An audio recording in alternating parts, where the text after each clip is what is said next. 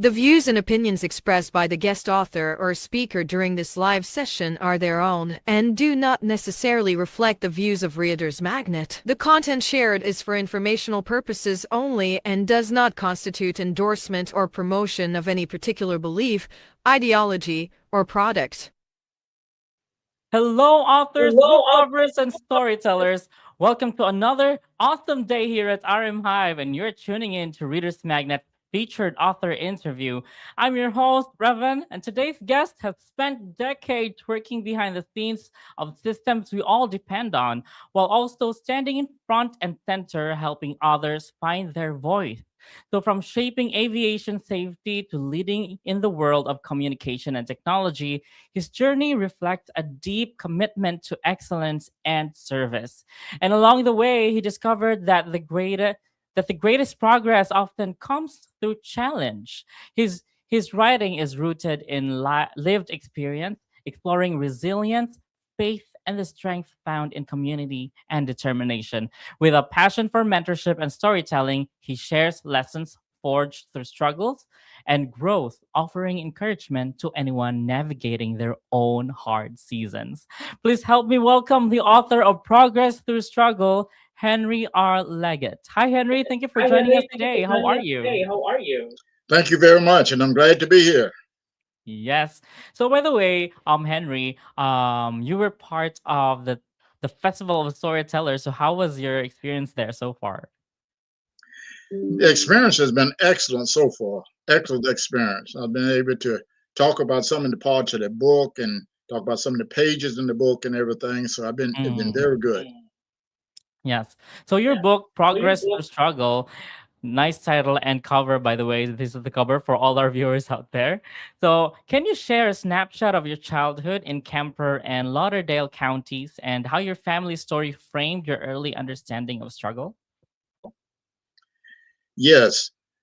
And growing up in Kemper and Lauderdale County, Mm-hmm. which was very challenging as a childhood, when the weather in those two Mm-hmm. counties, working on the farm, very, very hot. Mm. So that would change your mind to do something other than farm and be in hot weather, working in that hot weather. Mm-hmm. So this book actually talks about who Henry is. So I love that. Is it? Is it right? So Is it? this is about Henry Leggett, the book. I can Yeah. talk more about who I am. I'm I'm a person that love a challenge. Mm-hmm. I love a challenge. I could not take no for an answer. Growing up in Kemper and Lauderdale County, everybody expected the norm, expected you to repeat what has already been going on. So Mm-hmm. I could not accept that. I had to do better than that. And to do better than that, as a child, I always studied hard, worked hard, and that was a problem. That was a problem. That I generated a problem to make myself exceed higher than the norm. Hmm. So what is one memory from your younger years that still shapes your life perspective today?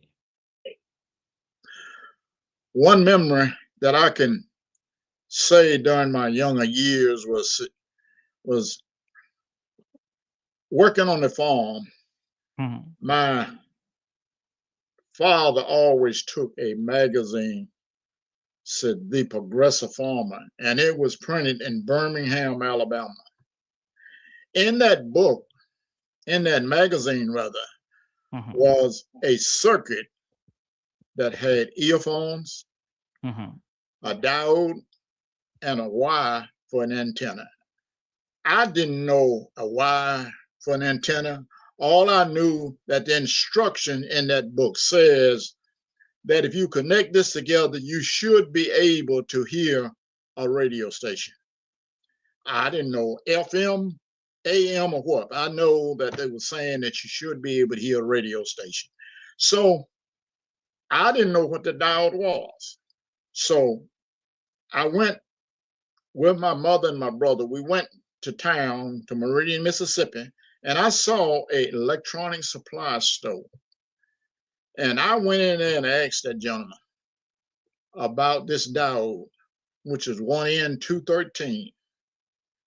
And he said, what are you gonna do with that? I said, I'm gonna make a radio out of it.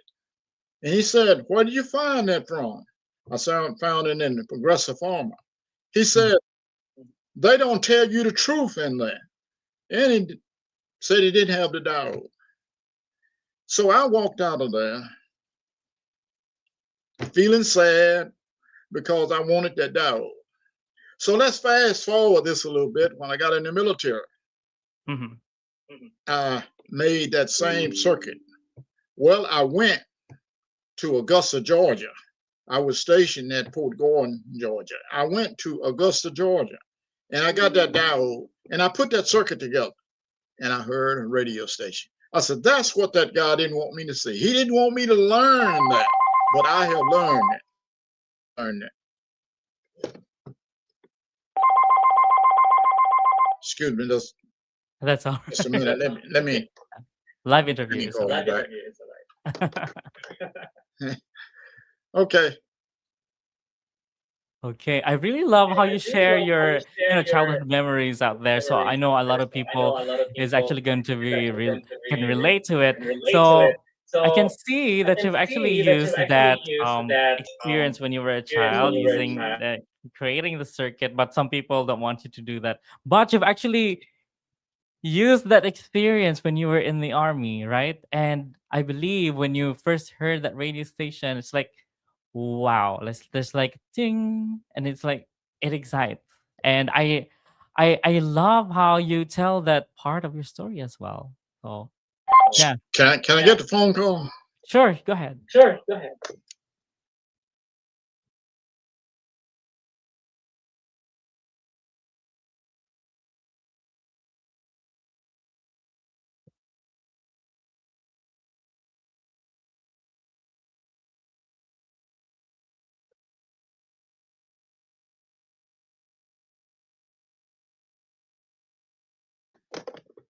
Check it on me. Check it on. Mhm. Let me say what that was all about. Mhm. It's so much snow over here on the ground. So this is one of my neighbors from church, and deacons from church. We're deacons together at my church, and he hadn't heard from me today, so he came by to check on me to see how was Mhm. I doing. He was at the garage door downstairs. Oh, But anyway, he just came by to check on me. Like I yeah. say, it's a lot of snow over here on the ground. Oh, that's a nice person out there checking up on you. Yeah. All right. So, shall we move on to the next question, or do you want to go to a commercial break for now? Okay, I'm ready to proceed. I'm ready to Okay. proceed with the interview. All right. So, our next question is, how did growing up in a community with limited opportunities influence your goal and mindset? In a community with limited opportunities Mm-hmm. was a teacher. That was a teacher for me. It was definitely a teacher for me because so many times you would see things. See, one thing, we didn't have things like we have a lot of television. We didn't have that now. Mm-hmm. We didn't have that in those days. Matter of fact, in 1952 was the first time we got a television and electricity out in the country. So we didn't know what was going on. Mm-hmm. You just had to read a book. And then when you saw it on television, you tried to learn something out of. And always, my thing was, I always like to set a goal for something in life. If I reach that goal, I set another one.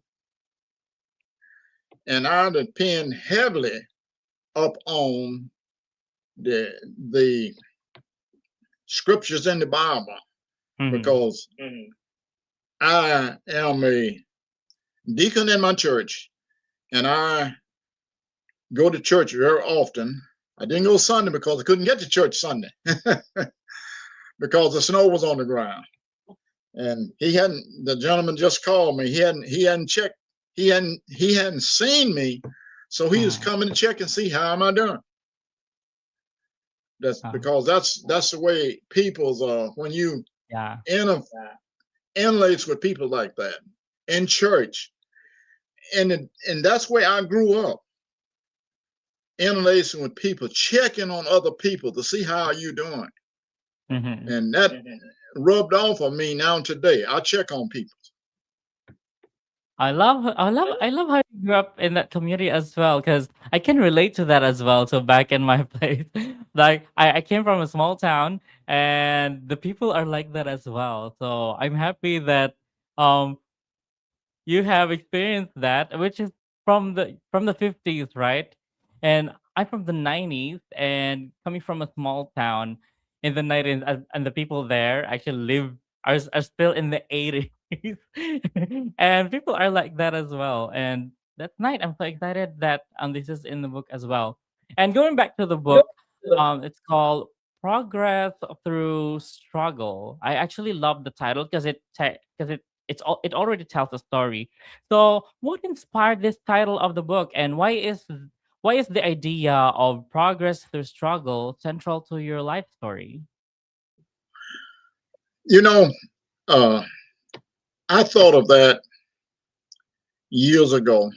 Mhm. My wife and I, we went to a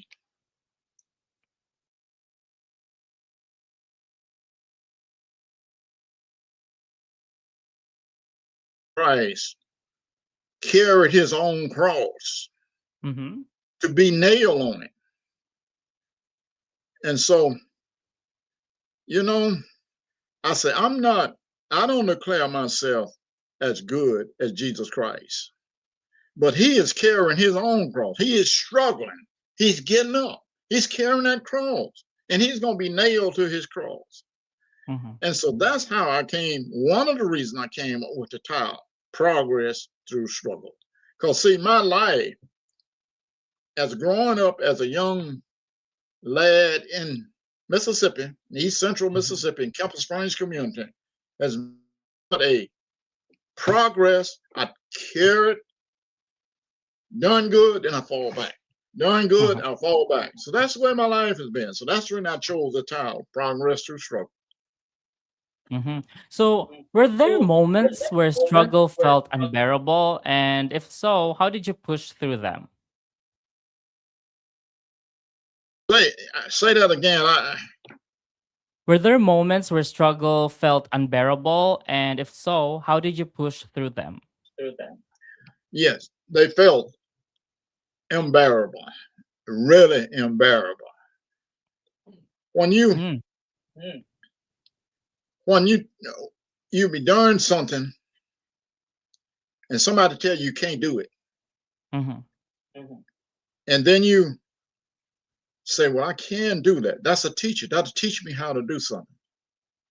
Let me give you an example. Mhm. There were so many of these in my growing up years in Mississippi. When I wanted to help my parents, so they saw that chicken farming would be another income to the family. And they said, this can give you a chance to learn something in life and be able to proceed in your life with maybe you be a chicken farmer, raise chicken for the market and everything. Mhm. So my father went to the county seat where had talked about that, loaning the farmers money to proceed on chicken farm. So I Mhm. just thought that would be fantastic. I'll be able to raise chickens and have fun with the chicken. So he went and did that, and he came back and he said, we can't do that because they wouldn't let me have the money. One Mm. reason they wouldn't let him have the money was because he was minority and owned property. The way I proceeded through it, and that's the way my parents always taught us, that's Mm. not the end of the world. Say a prayer. True. Say a prayer. I love So that that's message one of as the well. things I did in life to proceed through it. It may get tough, but I'll just go down in prayer. My favorite Bible verse is John 3:16. I repeat that all the time. Whenever I have a Yes, problem, I repeat that verse, John 3:16. yes. God so loved the world. He gave I'm his not going only to preach. son. Yeah. I And I love go that. from there. I go from there. And seem like things will get better. Hmm. And by the way, how did you come up to view struggle not just as a hardship, but as a pathway to growth? Well, I thought the struggle was always a teacher. After I got older, struggle is a teacher. Mhm. It teaches you something. If if if you can start something and go right on through, you're probably not going to learn that much. But if you have an opposition in it, you will learn more. I can remember many days when my father would take me and my brother to the woods to cut wood. If we could cut wood and never have no problem, we could go and do it real quick like. But if we had a problem, we learned something how to get out of that problem. That was a learning thing for us. That was a teacher for us. So that that's the way I got out of it. It was always use a struggle as a teacher, Mhm. a Yes, teaching tool. true. And faith plays a strong role in your journey. How did prayer and belief help you in the hardest season? Well, prayer that I grew up with my parents, my Mhm. grandparents, and my great grandparents. I didn't know my great grandparents, but I grew up the sayings that they left. See, my great grandparents was in slavery, Mm. and so in slavery, it's a lot of the slavery people. They relied upon Jesus Christ because and the Lord and the book. Now, Mhm. my grandfather on my mother's side, if you would give him a letter to read, he couldn't read it. Mhm. But you give him the Bible, he can read it all the way through. He can read it all the way through. That's because that he depended upon the Mhm. Bible and God gave him the knowledge to get through that Bible, which is some of the hardest production of words in the whole country is in the Bible. But he was blessed when he hear somebody read it, he pick up on it and pray about it, and he got through it. So that's the way I do. I do the same thing. Mhm. I love how you want to do the same thing as well. And the Bible actually, I actually admire your father, great grandfather reading the Bible all throughout. Because I've tried that as well when I was younger, and I can get through it. I think I'm still in Second Corinthians, so from Genesis to there, so, and I can keep up because there are a lot of stories in there. Genesis to Revelation.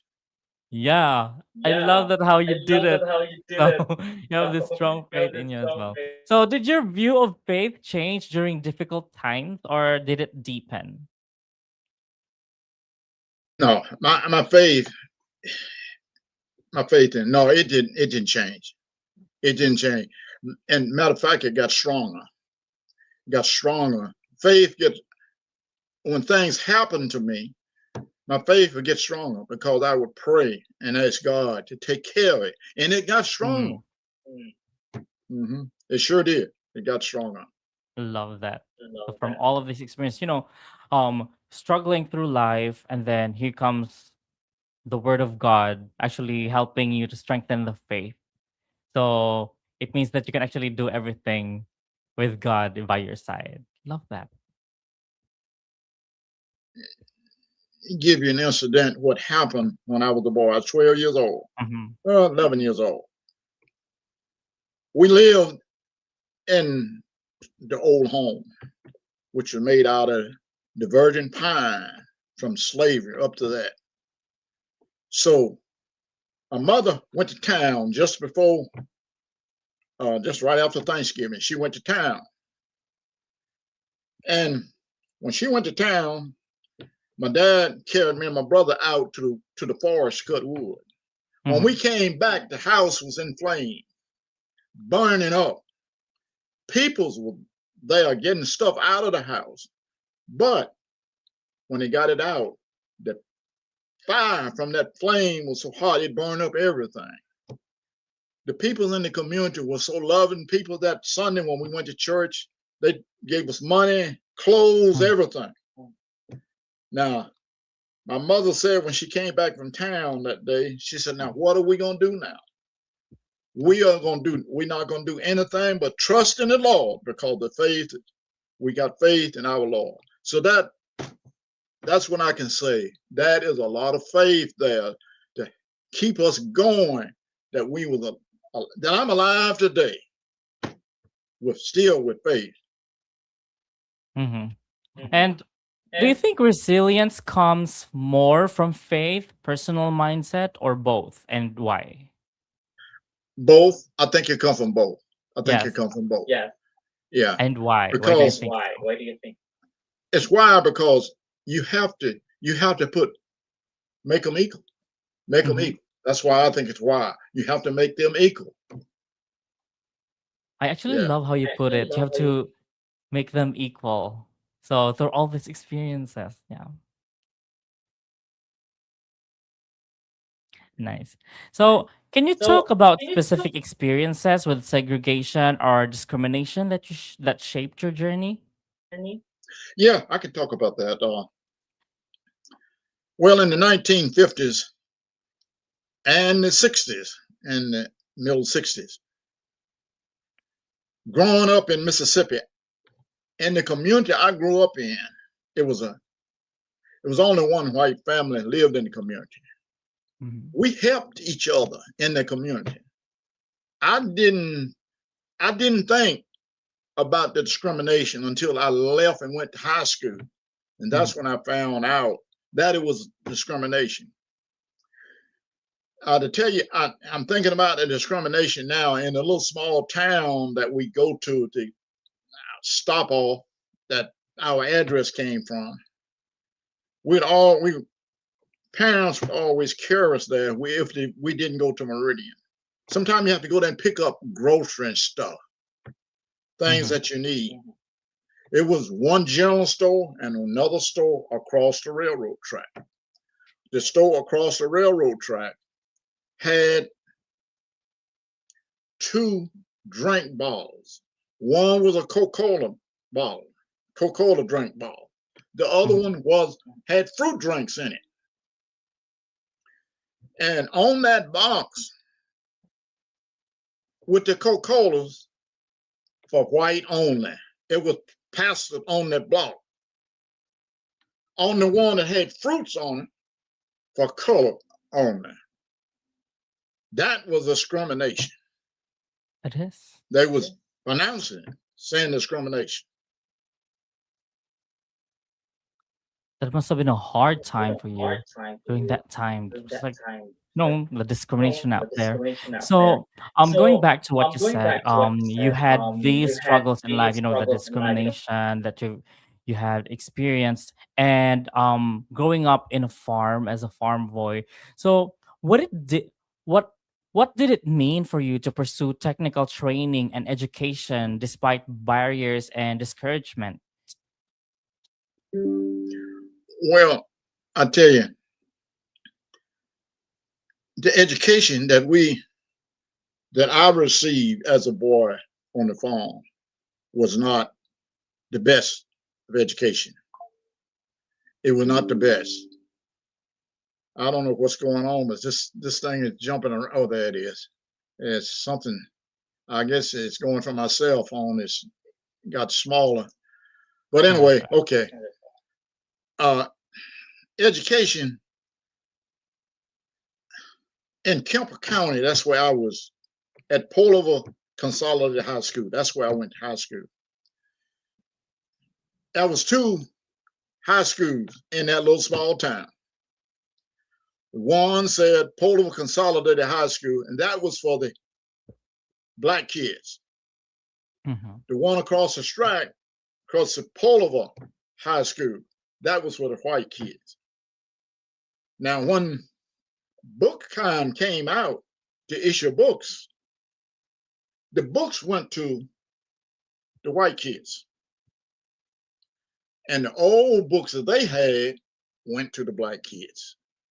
Sometimes the pages was torn out the books. Sometimes it was hardly anything left in the book to read because it was dirty and nasty. But myself, I didn't like anything dirty and nasty. What did I do?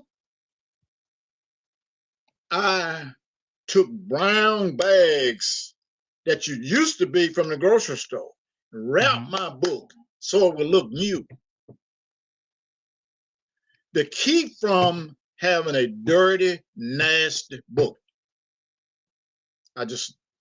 So that's how I did. And because I wanted to read that book to get an education. I wanted to read that book.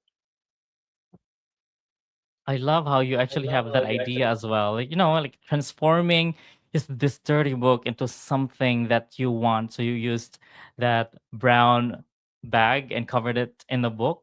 Yeah, that's a really nice idea for a child, for a younger self doing that as well. So really nice. So by the way, with this education, how did your educational path prepare you for work with the U.S. Army Signal Corps and later the FAA? Okay, let me emphasize that a little bit. My education that I had did not prepare me for FAA. It did not. It did not prepare me to work with AWRL. It did not prepare me to do anything but stay on the farm and be a cotton or corn farmer. But somewhere along the line that I would read a lot. I picked up enough education, reading books, whatever I could read. I got enough ahead. So when I had finished college, almost except 3 courses, I was getting the furnace to keep from going into service. So I gotten through the furnace. I went to the local board, what they called people to go in service. And I asked for another deferment. The lady told me she was not going to give me one because I had already had 3 and I hadn't finished then. So she was going to draft me in. Told me today that I would be drafted in. The lady, you'll never draft me in service.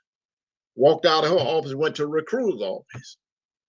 And when I went to the recruiter's office, I wanted to go in that time. So he said, when do you want to go? I can't let you go until about 4 weeks from now. I'm going to have to be out of here before then. So I went to the Army Reserve. They told me, so when do you want to go? You want to go tomorrow? I said, no. Now, tomorrow is a historic day. On August the 28th, 1963, Dr. Martin Luther King had to march on Washington in D.C. I wanted to see that. So I went in the next day. When I got in service, they give you a lot of tests in service. They sit you amongst people from Arkansas, Connecticut, California, everywhere. All of them take the same test. I took the test and they told me, so you're very strong here. So I realized from that, when I went into service, they gave me to go to school to be a field radio repairman. To be a field radio repairman, that put me to working with people in Connecticut, working with people in Alabama, California, and everywhere, all around the country. That put me on equal level with them. And so that's how I started to be on equal footing and got enough education through the Army, because it was about 40 of us in that class.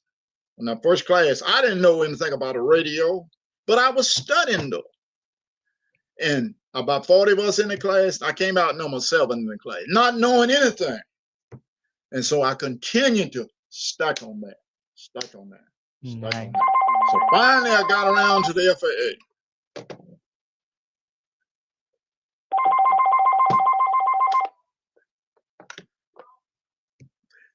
I got around to the FAA to be able to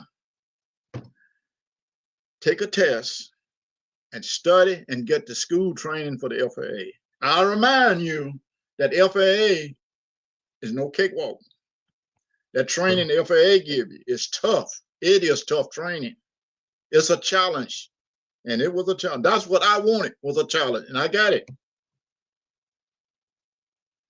Nice. I really love how you tell the story from that. There's a story of resilience, knowing that you didn't have any strong educational background, but you still did create that radio. So going back from the childhood as well, from when you want to have that until you actually made it finally in that class. And you did, out of 41 students in that class, you actually did it as well. And here, was there a turning point in your career where you felt everything just clicked?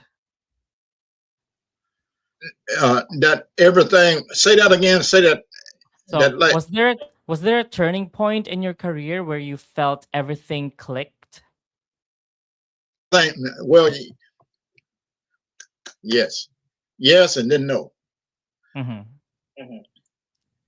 I guess about 10 years before I retired from the FAA, I guess at that time I could say everything clicked.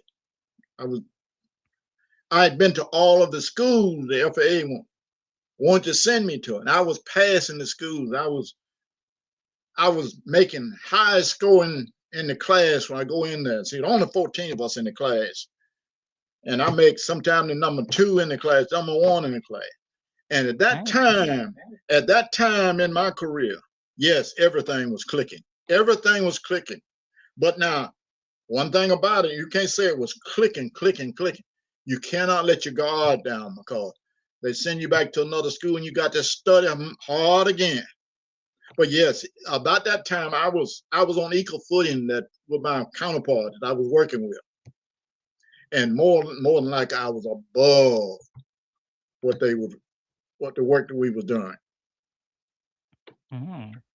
So, what lessons from your early farm life helped you succeed in technical and engineering roles?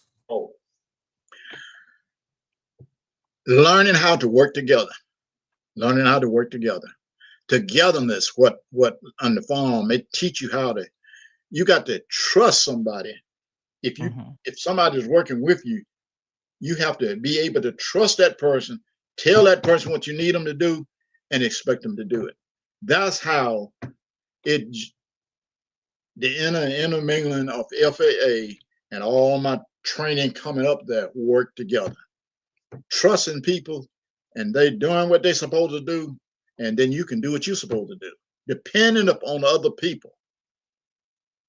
You know what? You really know how to tell stories. So this story, this book actually about your life, and you're already giving me glimpses of what happened there, and it's just, it's like I'm there when you're talking about your story, and I love hearing it from you right now. So yeah, for all our viewers out there, the book is called Progress Through Struggle. So if you're interested, like me, I'm already interested in this book, and I have questions here for for for our author right now. So, how did you handle being one of the few African American professionals in your field?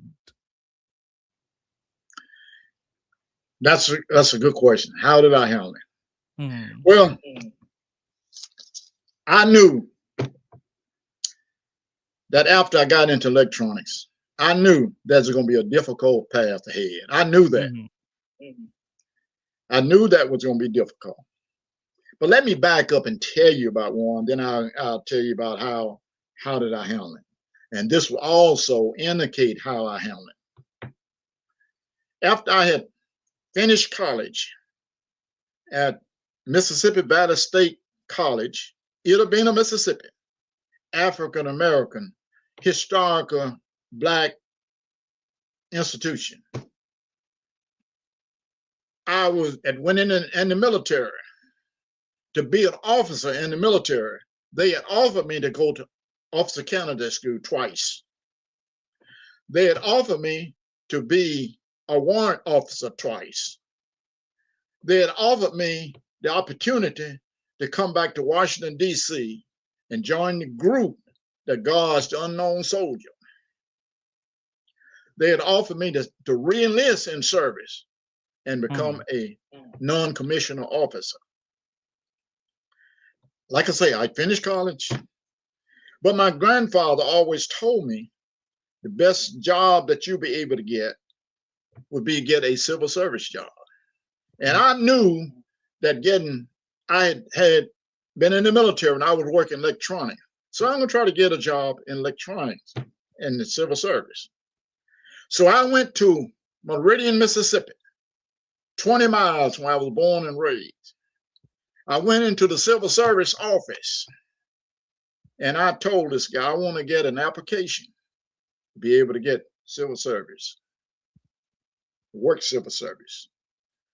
He said, where did you get your training from? What kind of job you want? I told him, electronics. Where'd you get your training from? I told him, I got it from the U.S. Army Signal Corps. Did they let you work on equipment, or did they let you just come in the room and stand and look at them work on it? I said, no, I was one of the good technicians. I worked on the equipment. I repaired the equipment. What kind of equipment did you repair? AM, single sideband,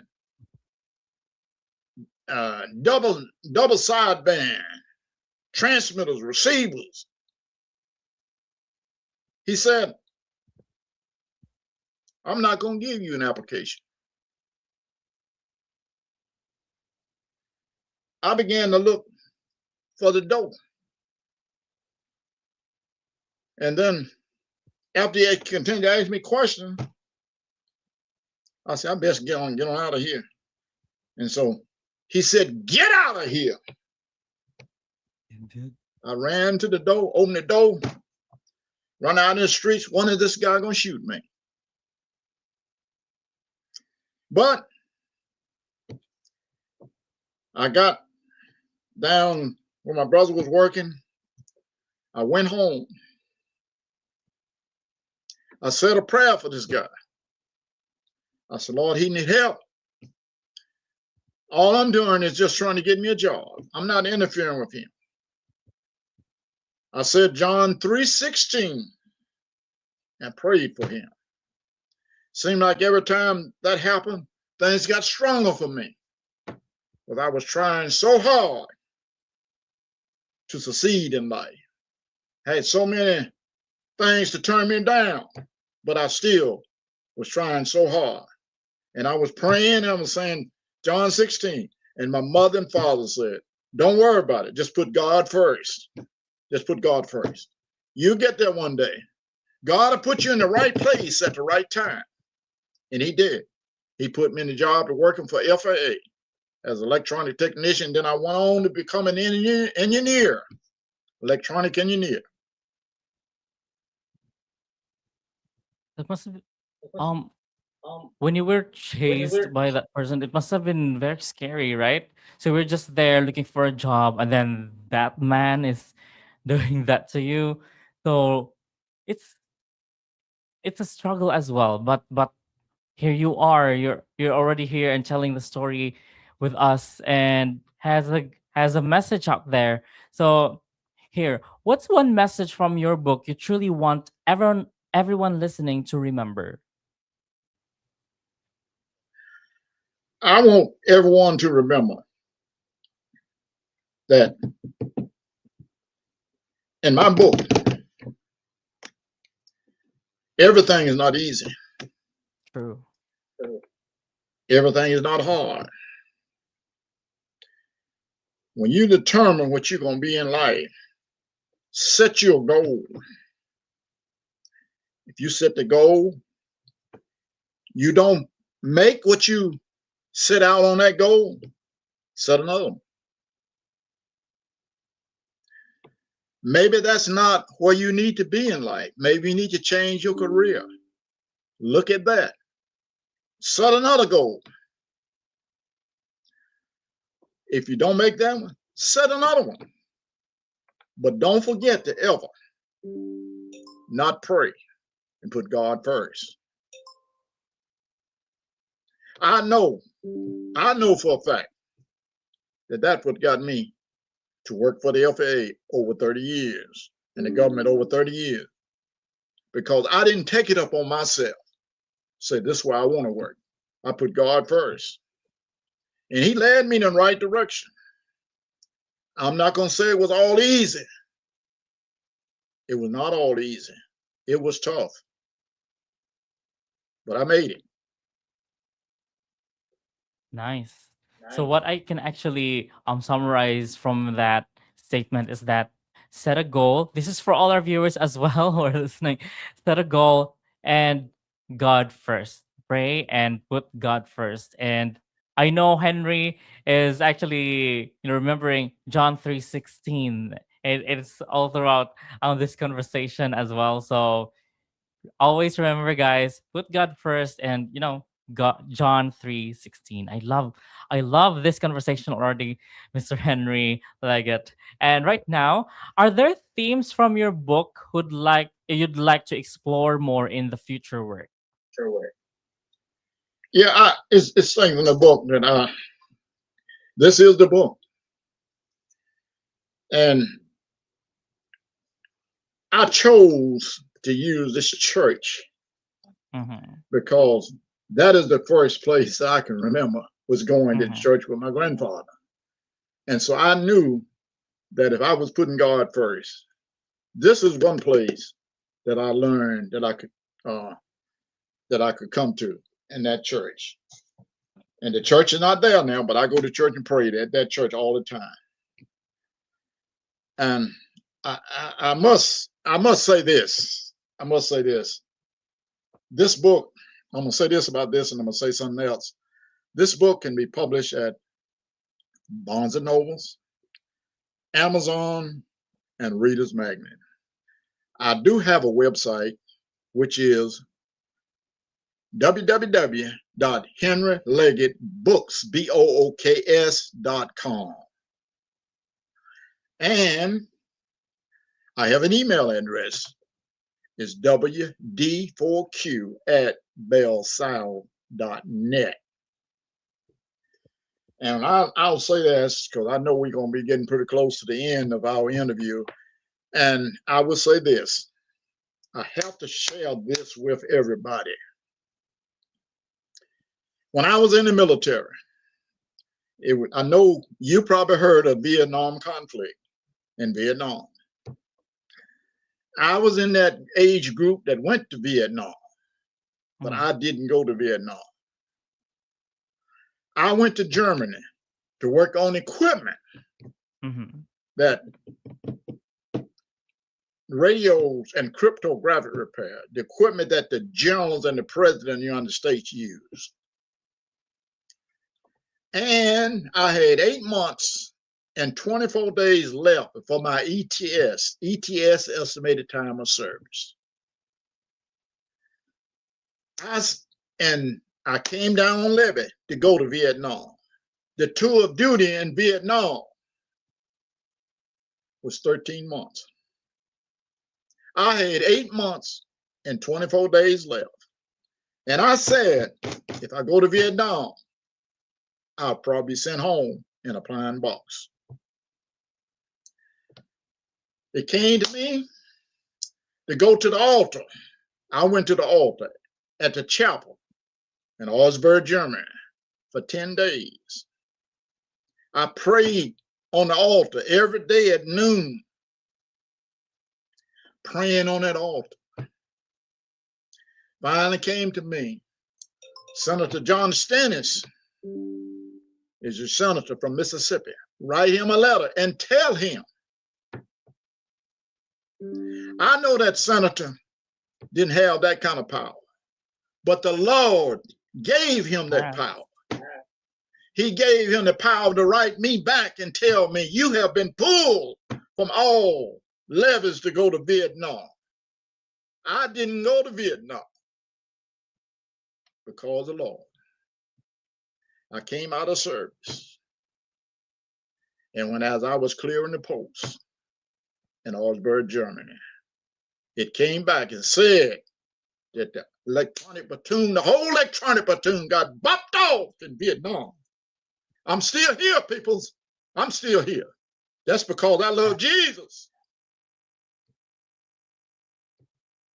Amen to that. I really love how you actually listened to what God is leading you to. And here you are, telling your story as well to our audience and reminding them and all of us that God is there and He is He's the greater power, the greatest power. And you are a testament to that. I love that. It has been an awesome time with you, Henry. Thank you so much for joining us here today at RM Hive.